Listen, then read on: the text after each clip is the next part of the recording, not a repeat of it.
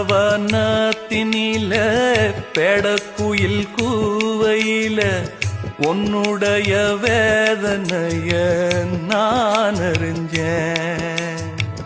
பொங்கலத்தில் மாலையிட ஒன்னிரண்டு தோளத்தொட என்ன தவம் செஞ்சேனோ என் மாமா.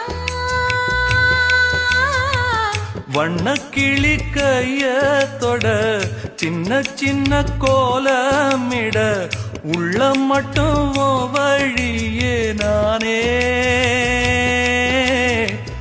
உள்ள மட்டும் வழியே நானே.